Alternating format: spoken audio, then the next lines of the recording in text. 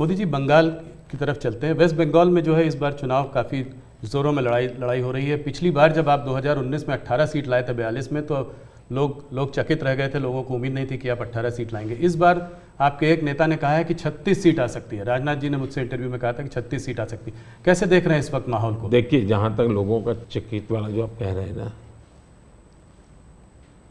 उनका प्रॉब्लम यह है कि मुझे 10 साल हो गए, अभी भी वो मानने को तैयार नहीं कि देश की जनता ने मोदी नाम के किसी व्यक्ति को प्रधानमंत्री बनाया। तो ऐसी एक जमात है जो देश के मैंडेट को स्वीकार करने को तैयार नहीं है जी। अब हकीकत है भाई कि देश की जनता हमको समर्थन दे रही है। आपने हिसाब लगाया था नहीं होगा नहीं होगा, वो तो आपकी गलती थी जी। हमारे तो लोगों के साथ संपर्क है। मैं मालदा में था, मैंने जी मैं हैरान था, कितना बड़ा जबरदस्त वहाँ माहौल था जी। अब जनता जनार्दन का विश्वास बन रहा है कि देश में एक स्थिर मजबूत सरकार है। बंगाल में भी उसका परिणाम अच्छे मिले। और टीएमसी के शासन में महिलाओं पर जो अत्याचार हो रहे, संदेश खाली की जो घटना है, पूरे देश को हिला दिया है जी। और उसका गुस्सा निकलना ही निकलना है मतदान में। आखिर जनता के पास तो मताधिकार है, उसी से अपना गुस्सा निकालेंगे जी। तो गुस्सा निकलना है, बहुत स्वाभाविक है। आपने देखा होगा नोटों के ढेर, क्या कभी आपके टीवी वालों ने इतने सारे नोटों के ढेर कभी पकड़े गए देखा था जी?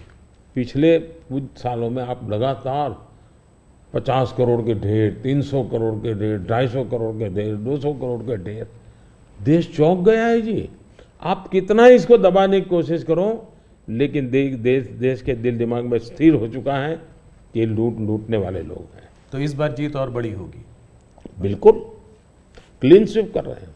उड़ीसा को कैसे देखते हैं? उड़ीसा में आपने जो है बीजेडी का साथ छोड़ा। भारतीय जनता पार्टी वहाँ अलग रही है। बीजेडी ने मुद्दों के आधार पर समर्थन, केंद्र में हमारा समर्थन किया था मुद्दों के आधार पर जी। और ऐसे बहुत से दल हैं जो मुद्दों के आधार पर हमें समर्थन देते रहे हैं।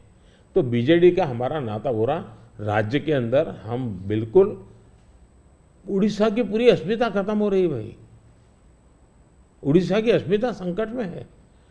उड़िया लैंग्वेज वो खतरे में आ रही है। और मैं नहीं मानता कि उड़िया के लोग अब ये लंबे अरसे तक इसको सहन कर सके। इतने संसाधन है जी। आज उड़ीसा देश का रिचेस्ट स्टेट बन सकता था जी, रिचेस्ट स्टेट, लेकिन क्या हालत बना के रखी है। तो अब उड़ीसा के सामान्य मानवी के अंदर एस्पिरेशंस है जी। और मुझे लगता है कि हमें सेवा का मौका मिलना चाहिए। हम उड़ीसा को कहां से कहां पहुंचा कर देंगे। उड़ीसा से बात बिहार की भी करते हैं। बिहार में आपने फिर नीतीश जी के संग वापस जो है आपका गठबंधन उनके साथ है, उस गठबंधन के साथ लड़ रहे हैं। कैसे देखते हैं? पिछली बार 39 सीटें थी आपकी 40 में, क्या इसको रिपीट कर पाएंगे? पहले एक तो हम चुनाव असेंबली का साथ लड़े थे जी। बाद में वो कहीं गए, फिर वापस आए। तो हम जो जनता का मैंडेट है उसके अनुसार साथ में है जी। जहाँ तक जन समर्थन का सवाल, कल मैं बिहार में ही था जी। जो जन समर्थन में देख रहा हूँ जी, अनप्रेसिडेंटेड, इतनी गर्मी में कोई पैंडल नहीं, कुछ नहीं जी। और लाखों लोग जिस प्रकार से इस बात से जुड़े हुए हैं, मैं साफ देख रहा हूँ जी कि बिहार में पहले हम एक आध सीट शायद हार जाते थे, शायद इस बार एक भी नहीं हारेंगे। 40 में 40 एक भी नहीं हारेंगे। बहुत बड़ा बयान है। मोदी जी, एक आध पर्सनल सवाल आपसे करना चाहूँगा। आपने बहुत इलेक्शन देखे हैं, आप गुजरात में लंबे समय रहे हैं, ये आपका तीसरा चुनाव है सेंटर में। मैंने देखा है कि समय समय पर चुनाव से आप पर पर्सनल अटैक अक्सर होते जाते हैं।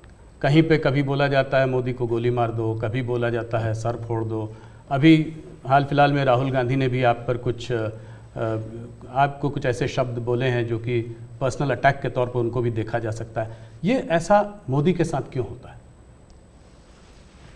मोदी के साथ क्यों हो रहा है इसका जवाब तो मेरे पास नहीं है, लेकिन ये सवाल मोदी को क्यों पूछना चाहिए?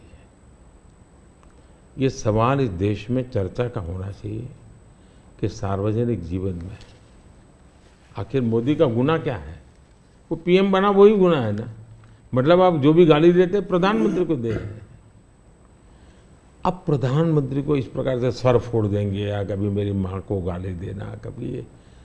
और मैं हैरान हूँ जी, भारत के राष्ट्रपति पर भी किस प्रकार का कटाक्ष किया गया था। शर्म आए इस प्रकार की भाषा का प्रयोग किया था। मैं हमेशा मानता हूँ जी, मतदाता ही मेरा परिवार है, देश ही मेरा परिवार है, और मैं सकारात्मक राह से जा रहा हूँ। लेकिन जो ऐसा कर रहे हैं उस पर तो मैं आप लोगों पर छोड़ता हूँ, देशवासियों पर छोड़ता हूँ कि इन लोगों की तरफ कैसे देखना चाहिए। मोदी जी, अगर एक सवाल मैं ये समझना चाहूँ कि ये जो तीसरा टर्म होगा आपका, वो पहले दूसरे से अलग कैसे होगा? पहला कार्यकाल मेरा कैसा गया, तो मैं सामान्य मानवी की जो ज़रूरतें थी उनको मैं एड्रेस करना चाहता था। मैंने उस दिशा में काम किया, और उस समय देश के अंदर एक निराशा का वातावरण था, सरकार के प्रति नफरत का वातावरण। भाई सरकार यानी निकम्मी, मुझे विश्वास भरना था, मैंने उस पर काम किया, मजबूती लाया। जो दूसरा कार्यकाल था वो मैंने कुछ परिणाम दिखाए, लोगों को विश्वास भर दिया कि हम आगे बढ़ सकते हैं। हम दुनिया के अंदर एक कॉन्फिडेंस लेवल आया है देश में, वो कॉन्फिडेंस एक बहुत बड़ी ताकत है। अब आगे जो मेरा कार्यकाल है, मुझे ये जो हताशा में से विश्वास में परिवर्तित हुआ, आकांक्षा में परिवर्तन हुआ, जो एस्पिरेशंस के अंदर परिवर्तित हुआ, अब मुझे देश को तीसरी आर्थिक महाशक्ति बनाना है। लेकिन ये जब मैं 11 से 5 पे लाया, उसी की कंटिन्यूटी है जी। ये मैं 5 वर्ष और निकम्मा और 3 वाला अच्छा, ऐसा नहीं हो सकता जी।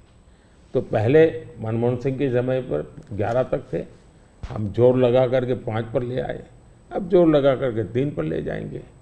तो हम हर चीज़ में कंटिन्यूटी करना चाहते हैं।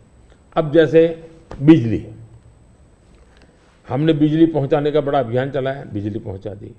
अब मेरा लक्ष्य है पीएम सूर्यघर योजना और 0 बिजली बिल, और मैं हर घर पर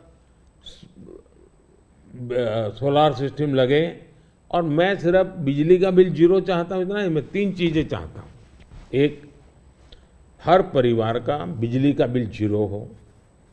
दूसरा, अतिरिक्त बिजली जो हो वो बेचे, कमाई करे। तीसरा, जमाना इलेक्ट्रिक व्हीकल का आएगा। मुझे आत्मनिर्भर होना है एनर्जी के सेक्टर में, और इसलिए मैं चाहूँगा जो इसके पास भी स्कूटी हो, मोटर हो, जो भी हो, उसका चार्जिंग अपने घर में ही हो जाए और सोलार से हो जाए। मतलब आज उसका जो ट्रांसपोर्टेशन का महीने का 1000-2000 रुपया खर्चा आता है, वो भी 0 हो जाए। ये त्रिविध बेनिफिट नागरिक को और देश को, पर्यावरण का बेनिफिट, देश को आज पेट्रोलियम इंपोर्ट करने का जो अरबों अरबों डॉलर जा रहे हैं बाहर, वो बंद हो जाएगा। तो मल्टीपल बेनिफिट वाला योजना। अब जैसे स्टार्टअप हब, मैन्युफैक्चरिंग हब बनाना है मुझे, इनोवेशन हब बनाना है, यानी मैं एक बिल्कुल नए एरिया पर देश को ले जाना चाहता हूँ, और बड़े कॉन्फिडेंस का, और विजन मेरा क्लियर है, मुझे कोई दुविधा नहीं। मेरे पास तय है नेक्स्ट 100 डेज में, 4 जून के बाद 100 डेज में मुझे क्या काम करना है, अभी से मेरे पास क्लियर है। 5 साल में क्या करना है, क्लियर है। 2047 में विकसित भारत बने, क्लियर है। इसलिए मैं कहता हूँ 24/7 फॉर 2047, ये मेरा मिजाज है। इस पर अलग से एक चर्चा करनी पड़ेगी आपको हमारे ग्रुप के साथ। आज विलास मुझसे सुबह एक सवाल पूछ रहे थे, मैंने कहा आप मोदी जी से खुद ही पूछना डायरेक्ट। आपने आपकी पूरी यात्रा में बहुत सारी कठिनाई का सामना किया है। ऐसी हालत में भी आप टफ डिसीजन लेते हैं, ये कैसा कर पाते हैं? देखिए, मैं टफ डिसीजन वगैरह नहीं लेता हूँ जी, मैं सही डिसीजन लेता हूँ। कोई टफ डिसीजन होता नहीं, सही होते हैं। किसी को टफ लगे, किसी को ना लगे, ऐसा हो सकता है। लेकिन फिर भी मैं सोचता हूँ कि ये सब कैसे होता है। जैसा अचरज आपको होता है, मुझे भी होता है कि मोदी ये कैसे करता है। फिर मैं सोचता हूँ नहीं, शायद परमात्मा ने ही मुझे इस काम के लिए भेजा हुआ है। मुझसे जो कुछ भी है वो कोई ईश्वरीय शक्ति करवा रही है, और वो ईश्वरीय शक्ति, ईश्वरीय प्रेरणा से मैं करता रहता हूँ। ये कोई परमात्मा की देन है। परमात्मा ने मुझसे कुछ काम लेना तय किया है, किसी पर्पज के लिए परमात्मा ने मुझे भेजा है, और इसलिए मैं ये जो बाकी तूफान चल रहा है उससे बहुत परे रहता हूँ। लेकिन इस तूफान में शांत कैसे रहते हैं? वही मैं उससे परे रहता हूँ। मुझे शायद परमात्मा ने यही राह दिखाई है कि तुम उन चीज़ों में मत उलझो, तुझे कोई बड़ा काम करना है, तुम अपने काम में लगे रहो। तो परमात्मा का निर्देश है, परमात्मा की इच्छा है, परमात्मा की योजना है, और शायद ये उसी का मैं एक निमित्त हूँ, कुछ नहीं हूँ। Thank you. इसी से जुड़ा सवाल था कि आपको हम लोग देखते हैं, हमको आपका शेड्यूल मिलता है, आप इतना ट्रैवल कर रहे हैं, दिन में 5, 4, 6 रैली, वो भी कोई इस प्रदेश में तो कोई दूर दूसरे प्रदेश में, तो इस सब में आप फिट कैसे रहते हैं? कौन सी ऐसी शक्ति है जो आपको ये दृढ़ संकल्प दे रही है आगे बढ़ने का? पहली बात तो मैंने कहा ना कि ये मैं नहीं कर रहा हूँ, ये ईश्वर ने तय किया हुआ है। ईश्वर ने मुझे शायद इसी काम के लिए भेजा है, क्योंकि मैं जिस परिवार में पैदा हुआ हूँ जी, मेरी माँ ने कुछ पढ़ी लिखी नहीं थी, उसे स्कूल नहीं देखा था, मेरा कोई पॉलिटिकल बैकग्राउंड नहीं है, और इतना बड़ा देश, इतना काम ईश्वर नहीं करेगा तो कौन करेगा? और मेरे लिए 2 ईश्वर हैं, एक जिसको हम देख नहीं पाते हैं, और दूसरे वो जो जनता जनार्दन है। मैं जनता जनार्दन को भी ईश्वर का ही रूप मानता हूँ, और दूसरा परमात्मा के प्रति मेरी अपार श्रद्धा है। शायद परमात्मा ने मुझे इस काम के लिए भेजा है, जनता जनार्दन ने आशीर्वाद दिया है, शक्ति दी है। जहाँ तक मैं काम क्यों कर पाता हूँ, मैं मेरे लिए जीता नहीं हूँ, न मैं मेरे लिए जन्मा हूँ। तो मेरे मन में हमेशा रहता है कि मुझे जितना समय मिला है उसका पल पल मैं देश के काम आऊँ। जहाँ तक मैं दौड़ता मेरा लगता है लोकतंत्र एक बहुत बड़ा उत्सव है, फेस्टिवल है जी। ये जनता जनार्दन के दर्शन करने का अवसर है जी। हमें मौका लेना चाहिए, जितना जनता जनार्दन के दर्शन कर सकते करना चाहिए। लोकतंत्र का एक उत्सव है जिसमें संवाद होना चाहिए जितना ज़्यादा। तो मैं इसको एक, जैसे हम घर में कोई बड़ी पूजा करते हैं ना, कैसे इन्वॉल्व होते हैं, मेरे लिए पूजा का समय है। मेरे 140 करोड़ देवता, उनकी मैं पूजा कर रहा हूँ, उस भाव से मैं चलता हूँ, लगा रहता हूँ उनमें, वो खप जाता हूँ और थकता नहीं हूँ, भगवान को देख के आता हूँ। मोदी जी बहुत बहुत धन्यवाद आपका, आपने अपने समय इतना समय निकाला। आपके नारे की तरह इस बार हमारा भी एक नारा है, अगली बार सिर्फ न्यूज़ 18 पर आर पार। बहुत बहुत धन्यवाद, आपने हम लोगों को समय दिया।